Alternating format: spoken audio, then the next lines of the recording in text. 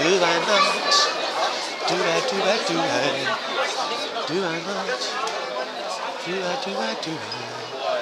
Do do do do. Do do do do. Do do do do. Ah.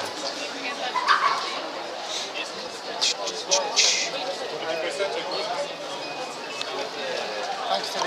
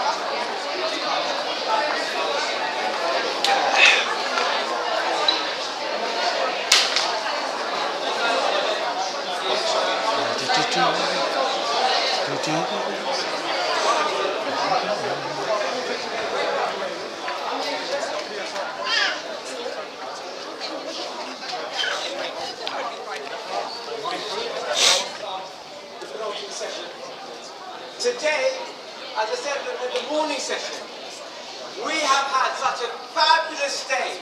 The response from everybody here has been amazing.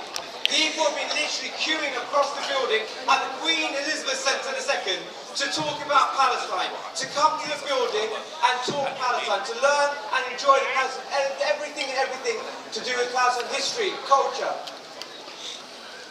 And as a result of which, Palestine has not been censored today.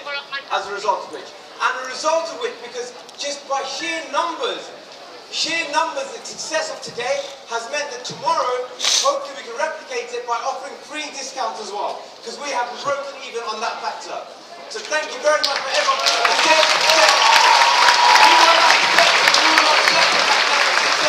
Today, where everyone is obviously galvanized and to say, we will come together here. So tomorrow, please spread the word, VIP 100. Make sure you're here tomorrow. Make sure your friends and family are here tomorrow. But I'm going to hand over to the chair of today's session, Louise. Thank you.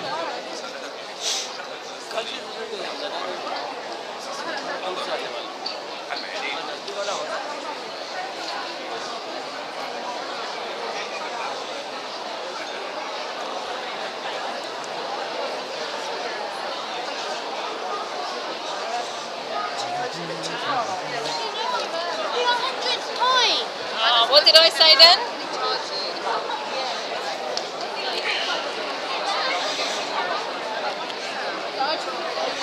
I know,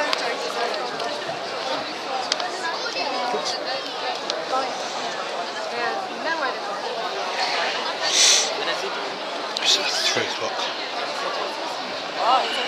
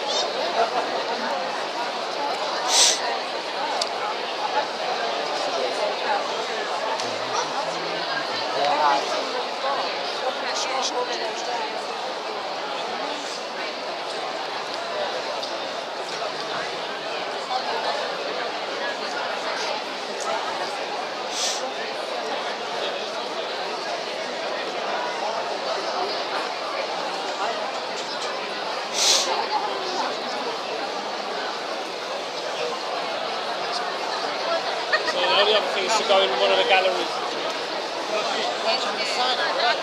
Yeah? I'm like, all that.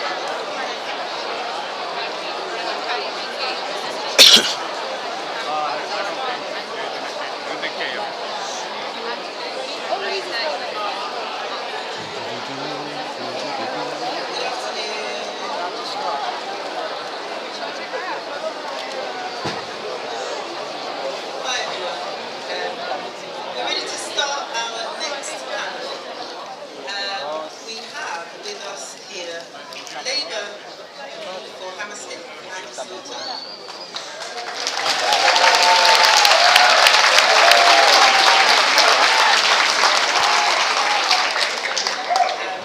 also have with him Professor Tariq Ramadan.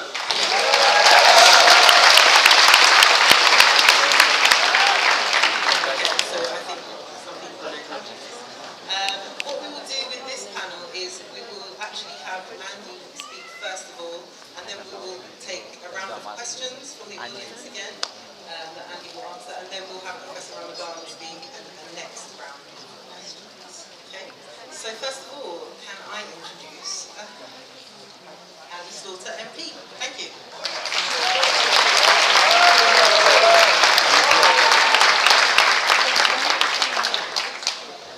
Hi, good afternoon. Can you hear me okay? Well, what a fantastic occasion this is, first of all. The reason for the order of speeches is they're slightly indulged me because I've got to go off and do the closing plenary of the Fabian Society at 4 o'clock. So, no offence and apologies if I leave before the end of the session. But I doubt they'll have an audience like this. And I'm told there have been thousands of people through the doors today. And I think this is a fantastic initiative. And we really need to do more of this. We really need to bring people together to celebrate everything about Palestine. Not the culture, food, drink.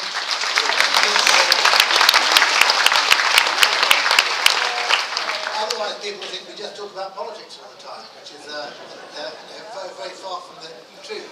So this is a fantastic and I think unique event, and I hope the first of many, and the organisers have done a wonderful job, I think, in bringing everyone together here. Something else very unusual happened this week. We had a debate about Palestine in Parliament. The first debate for at least 4 years in government time. And we push and we push and we push. And there's no topic which comes up more in questions from backbench MPs, in letters, not just from MPs, but from the public to the Foreign Office. I was told by a former Consul General that 25% of all correspondence that goes into the Foreign Office is about Israel-Palestine, which is extraordinary if you think about the other amazing things that are happening around the world. And yet, when it comes to the British government actually speaking on the subject, they're very, very quiet. They say very, very little. And I don't know why they scheduled a debate. I think it's because they're in a complete state of disarray and they don't know what's going on and they've got no business and no laws to push through at the moment. But nevertheless, it was very welcome. It was a somewhat more subdued debate than the one we had earlier this year in backbench time. And if you follow our proceedings in Parliament, I don't blame you if you don't, then you will see that often these debates get very heated and sometimes generate more heat than light. And often they are sabotage. They are often you get a lot of filibustering and time wasting and things of that kind. And we know what that's about. That's about not allowing the message about what is actually happening on the ground in Palestine getting through to Parliament and to the British people through Parliament, and the way that and also the way that works through the media. And that is something we have to contend with all the time. This was a rather more controlled and therefore a rather more interesting debate, so I advise you to go and look at it, because what came out most in everybody's mind is that we have 3 anniversaries this year. We have the 10-year anniversary of the blockade of Gaza. We have the 50th anniversary of the occupation of Gaza and the West Bank and East Jerusalem. And we have the 100th anniversary of the Balfour Declaration. And a lot of people had a lot to say on all those subjects. And what is happening in Gaza at the moment is truly tragic on a catastrophic scale. And I truly believe that if that was happening anywhere else, then there would be far more of an outcry. And you would not have an on the one hand, on the other hand view about who is responsible for what's happening in Gaza. We know, do we not, who is responsible for what's happening in Gaza. We know that the occupation there has never ended because the blockade has continued. And more extraordinarily, and the humanitarian situation there, and I'm sure everybody here knows, is incredibly bad. in terms not just of people's life expectancy, in terms of what's happening to young people there, which is the majority of the population, in terms of there being no safe drinking water, in terms of there being no employment, but in terms of the terror that is unleashed on the population there on a regular basis.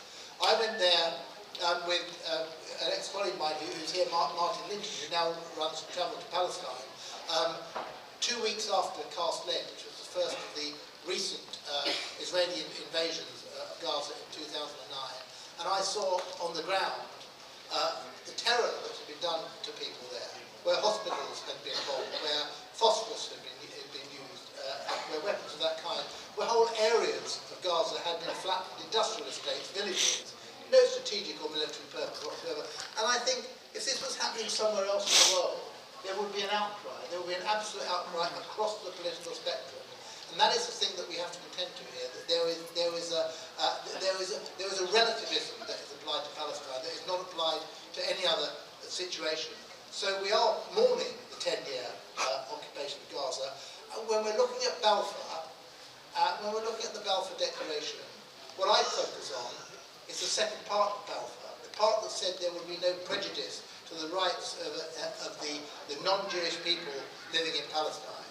Well, in what way, by the successive British government or the international community, has that been honoured over the last 100 years? So I actually say, when people say, why are we talking about Balfour at all? I say, let's talk about Balfour. Let's talk about the fact that Balfour came in two parts.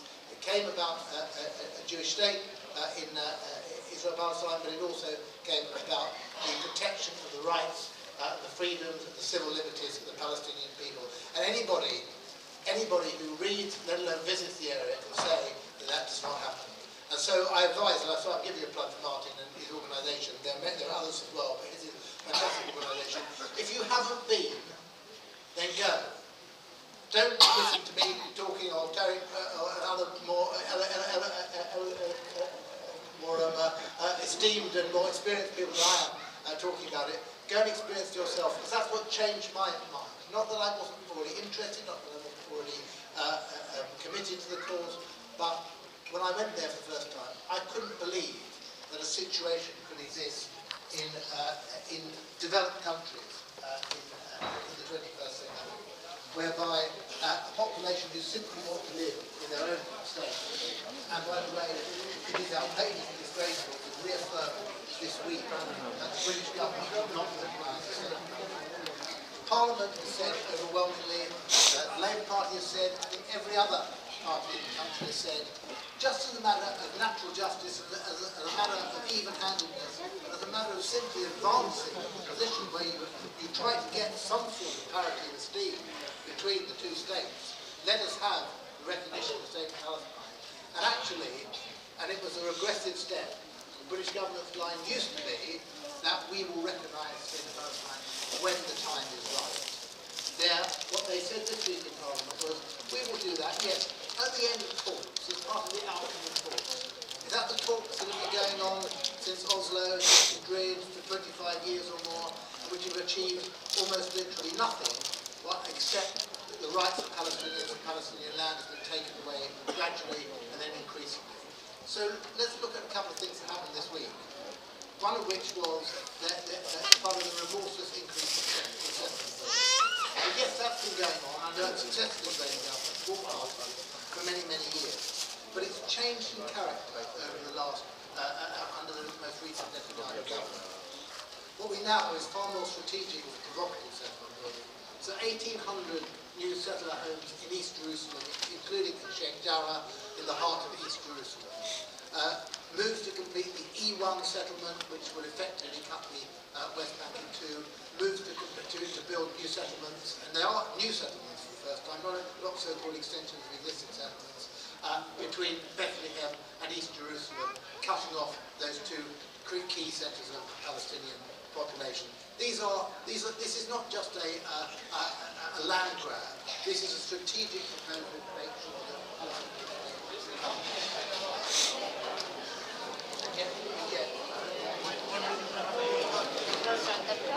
Hands off.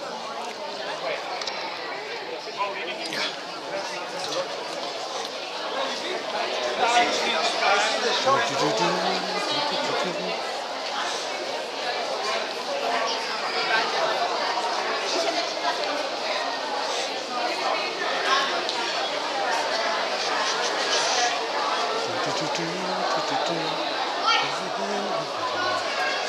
coffee.